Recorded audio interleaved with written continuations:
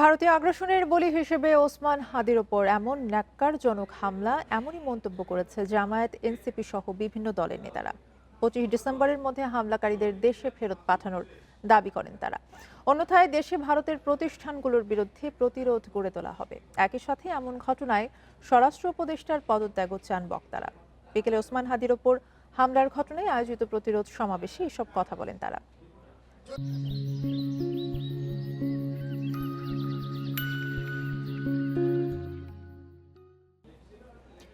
এ বিষয়ে কথা বলতে আমাদের সাথে যুক্ত হয়েছেন রাজধানীর নিউ ইস্কাটন থেকে বিপ্লবী ওয়ার্কার্স পার্টির সাধারণ সম্পাদক সাইফুল হক এবং চট্টগ্রাম থেকে নিরাপত্তা বিশ্লেষক অবসরপ্রাপ্ত মেজর এমদাদুল ইসলাম। আপনাদের দুজনকে স্বাগত জানাচ্ছি ইন্ডিপেন্ডেন্ট সংবাদে।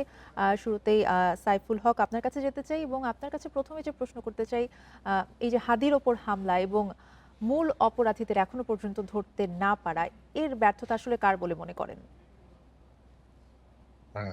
জি, আপনাকে ধন্যবাদ।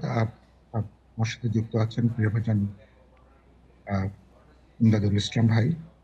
দর্শক শ্রোতা, আপনাদেরকে আমি শুভেচ্ছা এবং সালাম দিই। ব্যর্থতা যদি এক কথায় বলতে হয়, এটা তো নিশ্চয়ই সরকার, বিশেষ করে স্বরাষ্ট্র মন্ত্রণালয়, যাদের জননিরাপত্তা, যাদের বিধান করা, যাদের সবচেয়ে বড় তার দায়িত্ব। তো ধরুন, সমস্ত আলোচনাই মানে এ পর্যন্ত আমরা মানুষের জানমালের নিরাপত্তা করার জন্যই তো আমরা সরকার গঠন করি, আমরা মিনিস্ট্রি করি, বিশেষ করে স্বরাষ্ট্র মন্ত্রণালয়ের জায়গা। একটা হচ্ছে যে হাদির উপরে একটা সম্ভাব্য হাদির যে একটা ঝুঁকির মধ্যে আছে, এটা কিন্তু বেশ কিছুদিন ধরে সোশ্যাল মিডিয়াতে, নানা মিডিয়াতে এটা যথেষ্ট আলোচনার বিষয় ছিল। ফলে হাদির আশেপাশে কারা আছে, ঝুঁকিটা কোন জায়গা থেকে আসছে, কোন জায়গা থেকে আক্রান্ত হতে পারে, এটা নিশ্চয়ই সরকারের যে ইন্টেলিজেন্স আছে তাদের কাছে তো আমি আশা করব, বা এটি স্বাভাবিক, তথ্যপাত্র থাকবে এবং এটি সঙ্গত। কিন্তু দেখা যাচ্ছে যে এগুলো কোনো কিছু কাজ করেনি। এবং যেদিন তফসিল ঘোষণা হলো 11 তারিখে, 11 ডিসেম্বর পরের দিনই 12 তারিখে 24 ঘন্টা না যেতেই ঢাকা ৮ আসনের প্রার্থী, যে আসনে আমি নিজেও একজন প্রার্থী বিপ্লবী ওয়ার্কার্স পার্টি এবং গণতন্ত্র মঞ্চ থেকে, আমাদের অফিস থেকে মানে মাত্র কয়েকশো গজ দূরে হবে এই ঘটনা। ওদিন আমি নারায়ণগঞ্জে যাচ্ছিলাম, আমি পরে মানে ফ্লাইওভারে এই তো মর্মান্তিক খবরটা পেলাম।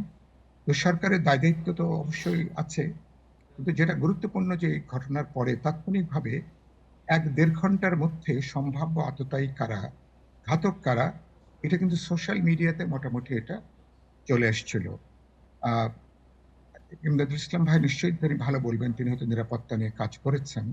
ফলে তাৎক্ষণিকভাবে যে রেড অ্যালার্ট থাকা, তাৎক্ষণিকভাবে ঘাতকদেরকে, যাদের নাম ইতিমধ্যে সোশ্যাল মিডিয়াতে এসছে, বেশ বড়ভাবে এসছে, ১-১.৫ ঘন্টার ভিতরে এসছে।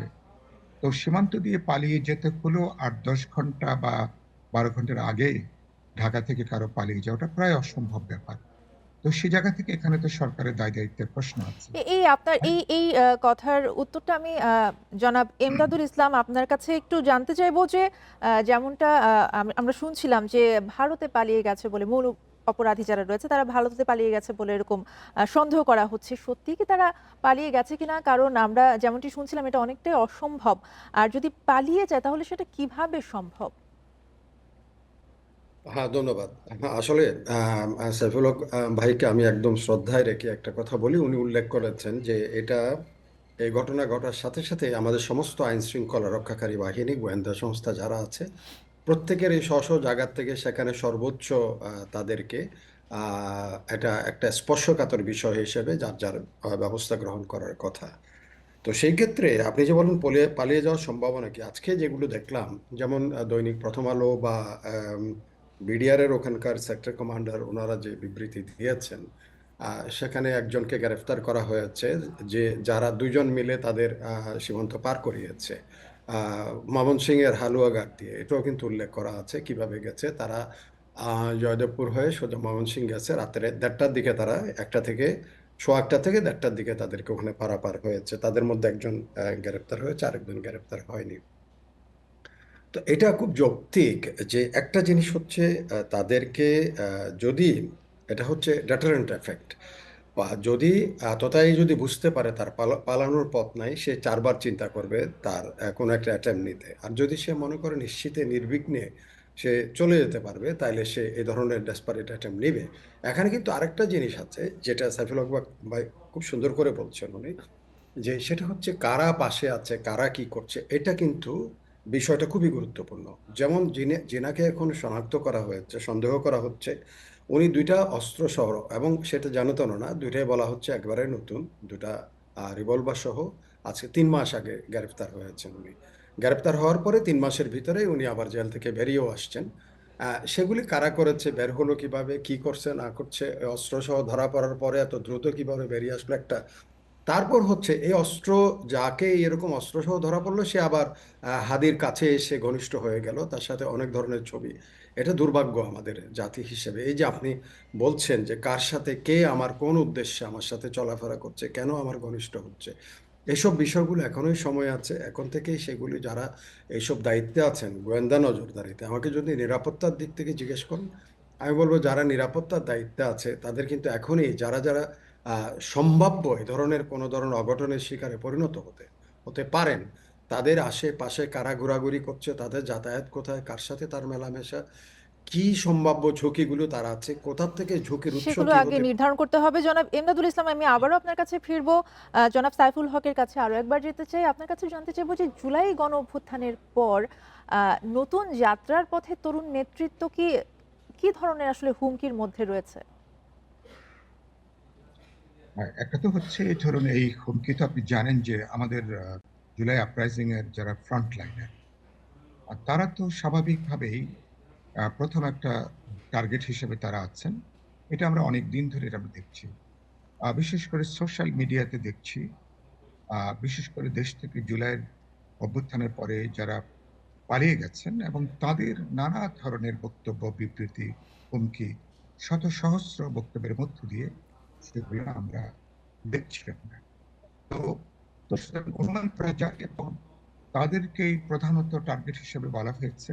কেবল তারা নয়, আমার মনে হয় যে অভ্যুত্থানে গুরুত্বপূর্ণ অংশীজন যারা আছেন, বিভিন্ন রাজনৈতিক দল, স্বাভাবিক শক্তি, তাদের যারা নেতৃবৃন্দরা আছেন, এমনকি আগামী নির্বাচনে যারা অংশগ্রহণ করছেন, যেমন হাদির এই আক্রমণের সাথে আমি এটা নির্বাচনের একটা সম্পর্ক দেখি। আগামী নির্বাচনকে যারা ধরেন ভণ্ডুল করতে চান, যারা ভেস্তে দিতে চান, বা যারা ধরুন দেশে একটা অস্থিতিশীল অবস্থা কায়েম করতে চান, দেশে এমনি একটা আধার নৈরাজ্য চলছে, যদি আরো এই ধরনের ঘটনার মধ্য দিয়ে যদি পুরোপুরি একটা নৈরাজ্যের দিকে ঠেলে দেওয়া যায়, তো তাহলে যেটা আমরা বলি না যে ঘোলা পানিতে মাছ শিকার করা, তাতে ধরুন আওয়ামী লীগের কতটা লাভ হবে সেটা তো একটা বড় প্রশ্ন, বা যাদের দিকে আঙ্গুল তোলা হচ্ছে। কিন্তু এটা তো সত্য যে পুরো দেশটা একটা গভীর অনিশ্চয়তার খাদে নিক্ষিপ্ত হবে। জুলাই ফ্রন্ট লাইনাররা, আরেকটা হলো যে তারা তো এখনো পর্যন্ত বলতে পারেন জুলাইয়ের, হ্যাঁ তাদের বলতে পারেন কিছু অতিকথন আছে, তরুণ, যুবক, তাদের কথা তারা প্রায় সুপারলেটিভ ডিগ্রিতে তারা কথা বলেন প্রায় সমস্তগুলোর ক্ষেত্রে। এটা 15 মাস ধরে এটা আমরা দেখে আসছি। তারুণ্য প্রতিবাদ করবে, বিদ্রোহ করবে যে কোনো অন্যায়ের বিরুদ্ধে, এটাই হচ্ছে স্বাভাবিক। কিন্তু তো এটা তো অনেককে ক্ষুব্ধ করেছে এবং অনেকে তাদেরকে টার্গেট হিসেবে নিয়ে আসছে। কিন্তু এখন এটা খুব গুরুত্বপূর্ণ, যেটা আমি আপনাকে বলতে চাই আরেকটা কথা, যেটা আমার আগের অংশের সাথে যুক্ত হবে। যে আজকে হোম মিনিস্টার তিনি গতকালকে 50 লক্ষ টাকা তিনি ঘোষণা দিয়েছেন যে ঘাতকদেরকে যদি ধরা যায়। যখন আপনি এটা বলবেন, আপনি আমাদের সবাইকে আহ্বান করা হচ্ছে, জনগণকে, যে আপনারা ধরে দেন। তার মানে আমাদের এত বড় রাষ্ট্র প্রশাসন, এত বড় ইন্টেলিজেন্স, এত বড় আমাদের এই নিরাপত্তা বাহিনীগুলো যুক্ত আছেন, তার মানে তারা এটার বাস্তবে তারা প্রকারান্তর দায়িত্বটা তারা তারা নিতে পারছেন না, তারা যে ফেল করছেন, এবং তারা জনগণকে আহ্বান জানাচ্ছেন যে আপনারা তাদেরকে যেখানে পাবেন আপনারা ধরে দেন। এবং এটা একটা খুব বড় ধরনের নেতিবাচক বার্তাও কিন্তু এটা যাচ্ছে আর কি। এটা আমি নেতিবাচক একটা বার্তা আমি দিচ্ছে। সরকারকে মেজর এমদাদুল ইসলামের কাছে আরো একবার যাব। আপনার কাছে জানতে চাইবো, আপনি একটু আগেই নিরাপত্তা পরিস্থিতির কথা বলছিলেন।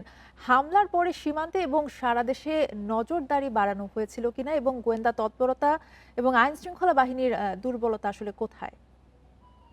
না, আমি সেই কথাটাই বলছিলাম অ্যাকচুয়ালি, যে যদি গোয়েন্দা তৎপরতা এবং নজরদারি বাড়ানো থাকতো বা যথার্থভাবে থাকতো, তাহলে যিনি অস্ত্রসহ একবার ধরা পড়েছেন উনি আবার অস্ত্র আবার জোগাড় হলো, এবং সেখানে একটা সম্ভাব্য সবচাইতে একটা ভালো টার্গেটের কাছাকাছি হলো, একসাথে চলাফেরা করছেন, প্রচারণায় একসাথে ঘোরাফেরা করছেন।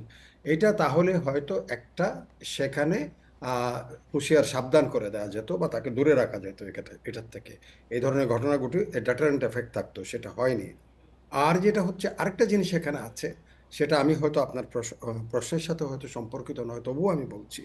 সেটা হচ্ছে যেটা আমরা এমন একটা সময় ক্রান্তিকাল পার হচ্ছি, যেখানে আমাদের একটা রিকনসিলিয়েশনের কোনো একটা বিষয় কোনো না কোনো একটা জায়গার থেকে মানুষে আমি এখনো দেখছি যারা এক একজন এক এক ধরনের বক্তব্য বিবৃতি দিচ্ছে। ইভেন কি হাদির ঘটনা নিয়ে সেখানেও যে বিভিন্ন মঞ্চে এমন এমন এক একজন পরস্পর বিপরীতধর্মী বক্তৃতা বিবৃতি দিচ্ছে। এটা জাতি হিসেবে আমাদের একত্রিত হয়ে একটা শক্তি অর্জনের কোনো পথ দেখাচ্ছে না, বরং জাতি হিসাবে আমাদের বিভক্তির দিকে নিয়ে খাদের কিনারায় নিচ্ছে, যেখান থেকে ফেরা মুশকিল হয়ে যাবে জাতি হিসেবে। আমরা যারা সুশীল সমাজ বা যারা আমাদের দেশের কলা কৌশল নিয়ে নীতি নির্ধারণ করে, ভূ রাজনীতি নিয়ে চিন্তা ভাবনা করে, তাদের কিন্তু এখন চিন্তার সময় আসছে, তাদের দিক নির্দেশনা দেওয়ার সময় আসছে। উত্তেজনা আর এখানে সেটা হচ্ছে অনুভূতি প্রবণের থেকেও এখানে কূটকৌশল এবং দূরদর্শিতার সাথে জাতি হিসাবে আমাদের পথরেখা নির্মাণ করতে হবে। অন্যথায় কিন্তু যে আমরা যেসব এখন হুমকি দমকি করছি, সেটা আমাদেরকে আরো বেশি বিভ্রান্ত করবে, আরো বেশি আমাদের বিভক্ত করবে, এবং জাতি হিসেবে আরেকটা আমাদের বিষয় যদি একটু জানতে চাই, যে এই ধরনের হামলা প্রতিরোধে কি ধরনের ব্যবস্থা নেওয়া উচিত বলে মনে করেন? এটার জন্য সবচাইতে যেটা ভালো আমার মনে হয়, যেটা আমাদের নিশ্চয়ই হোম মিনিস্ট্রি এটা করবেন, সেটা হচ্ছে আমাদের যারা এই যে নির্বাচনে যারা এখন ধরেন সাইফুল হক ভাই নির্বাচনে প্রার্থী, উনি নিজেই বললেন, যারা প্রার্থী আছেন এই নির্বিশেষে প্রত্যেক প্রার্থী আমি বলবো এক ধরনের এই ধরনের, যদিও এটা ভীতি অলরেডি সৃষ্টি হয়েছে জায়গায় জায়গায় সৃষ্টি, কারণ চট্টগ্রামেও একটা ঘটনা ঘটেছে, যেমন আমার থানার আহ্বান, সেখানে এ পর্যন্ত 17টা কিলিং হয়েছে, কিলাররা কিন্তু ধরাছোঁয়ার বাইরে। তাইলে ওই জায়গায় একজন লোক কি করে গিয়ে, একজন ভদ্র মানুষ, সাইফুল হক ভাই কি রাউজানে যদি বলি যে আপনি প্রার্থী হন, উনি 10 বার চিন্তা করবেন ওখানে প্রার্থী আমি কিভাবে হব। 17 জন মানুষ এই পর্যন্ত, এই গত 15 মাসে 17 জন মানুষ রাজনৈতিকভাবে হত্যাকাণ্ডের শিকারে পরিণত হয়েছে। জি। তো এই জন্য এটা হবে, আপনি যে প্রশ্নটা করেছেন, যারা সম্ভাব্য প্রার্থী, যারা প্রার্থী হবেন, যাদের রাজনৈতিক একটা ভ্যালু আছে, তাদেরকে একেবারেই নিবিড় একটা নজরদারির মধ্যে রাখতে হবে, এবং তাদেরকে সেখানে প্রোটেকশন দিতে হবে। কাছে নিরাপত্তা ব্যবস্থা নিশ্চিত করতে হবে। আপনাদের দুজনেই বক্তব্য স্পষ্ট। আপনাদের দুজনকে অসংখ্য ধন্যবাদ আমাদের সাথে আলোচনায় যুক্ত হবার জন্য।